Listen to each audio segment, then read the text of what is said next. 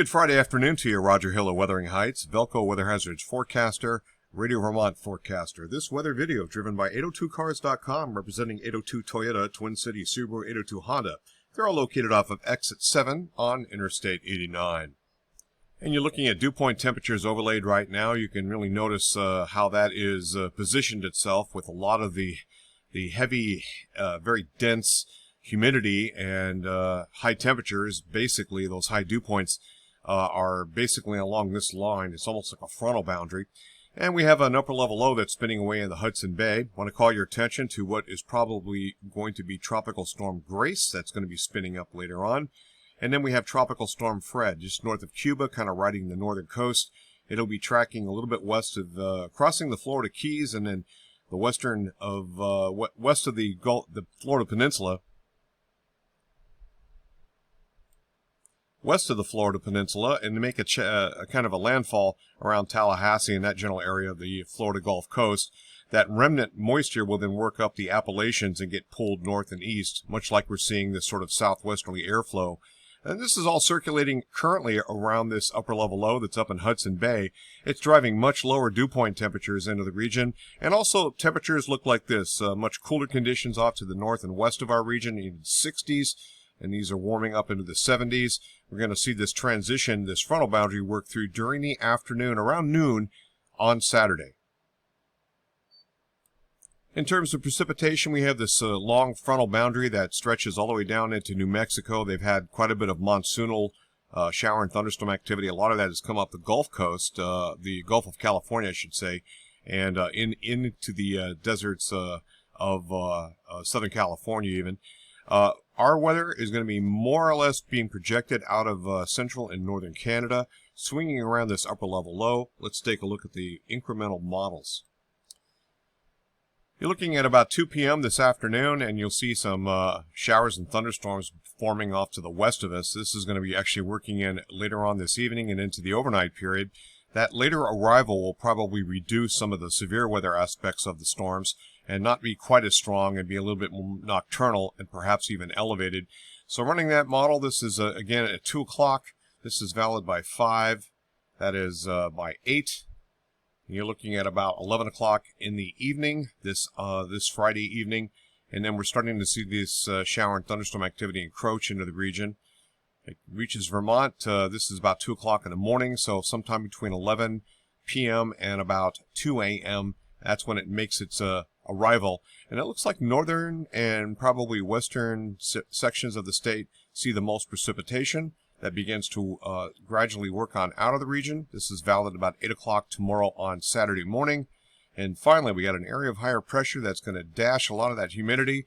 It's going to ride in with that much lower dew point temperatures, much more refreshingly cooler and definitely less humid. And this is going to clear the way for precipitation for the next several days. This is valid at about 11 o'clock on Saturday morning. That's 2 p.m. Saturday. And you can see this area of higher pressure forming over the Great Lakes. That's going to be riding off to the east.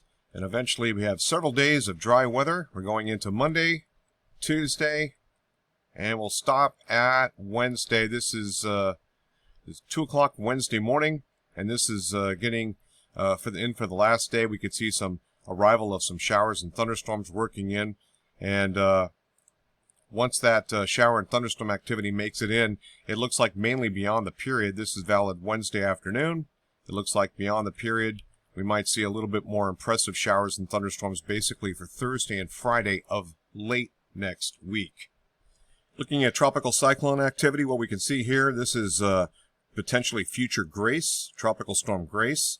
And this is the leftovers and the remains of Fred. Fred kind of took a track here, cut across the island of Hispaniola, hit some of the 8,500-foot mountains, and got totally destroyed before trying to reorganize a little bit north of Cuba. It's going to be riding the coast north of Cuba, somewhat like this, and eventually that moisture will spread on out. We can follow it here with the European tropical cyclone, courtesy of Weather Nerds. And as you see, it's a lot of different 51-member ensembles coming up with a lot of different possibilities here, but the general aspect is to ride that moisture up the Appalachians, and this would be valid roughly Wednesday of next week. As we get into beyond Wednesday, you can see where that moisture is going to be heading right into the northeast United States and even northern New England.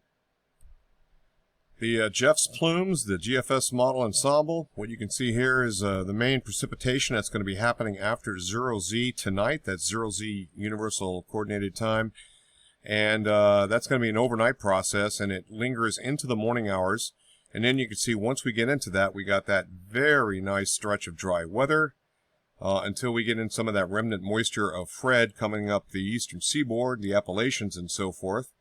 And the total QPF looks like this. I'm not talking about very much, 0.2 of an inch or under. This is, of course, based on Montpelier. There could be a little bit more in some locations, especially, I think, northern and western Vermont. But that precipitation halts.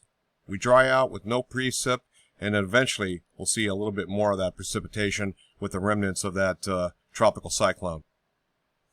Kind of a busy looking pattern here, but the takeaway is drier to the north and east towards, say, central southern Maine, central New Hampshire, jetting into central portions of Vermont with the most around 1/2 inch of total cumulative precipitation for the entire period here. This is 7 days of total QPF, and then also down in the southern parts of Vermont. A little bit more action across parts of New York, and this is where the heavier precip is going to be. It's been hot. The climate reanalyzer does show that, and you can see the two coasts basically where all the heat has been. It's kind of odd to see that even into southern, southeastern Alaska like that.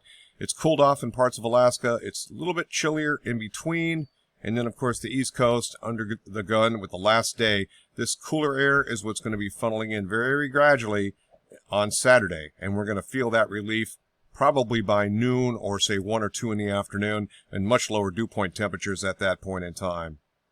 2-meter temperatures of the GFS ensemble. What you can see here is the hottest day is happening today on this Friday, and then we're going to see that temperature lower considerably, and the dew point temperatures really do show that, but a little bit of a warm-up returns once we get into the early to mid part of next week, and then it kind of levels off. It's not going to be as ridiculously warm as what we've been seeing here recently.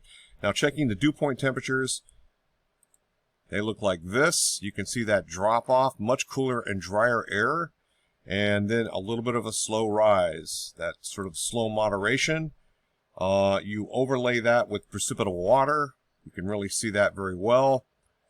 Highest moisture levels, lowest moisture levels. It's going to be beautiful. It's going to blow that smoke layer off to the south and give us some nice pristine air quality, really starting Saturday afternoon into Sunday, Monday, Tuesday.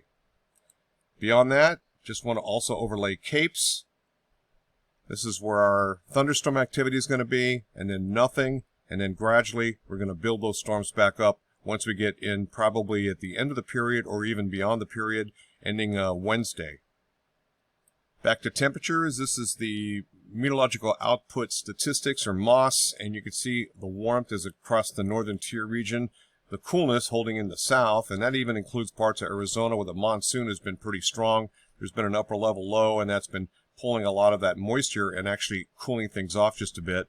So that's over the next 5 days of higher temperatures weighted. What about 3 days after that? This is how it shapes up. We continue to see warmer than normal weather in our neck of the woods here, and a little bit more neutralized across a good portion of the country. Let's check the tropics. So we're back to the tropics. This is Tropical Depression Fred having a little bit of a difficulty. Once it exits the Florida Straits, it's going to start to spin up a little bit stronger. Expected to be low tropical storm force winds. And then we have Tropical Depression number 7.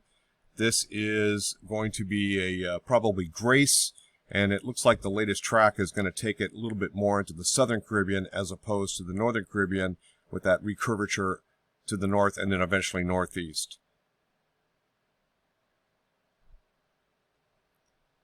Roger Hill, Wuthering Heights. Thanks for watching.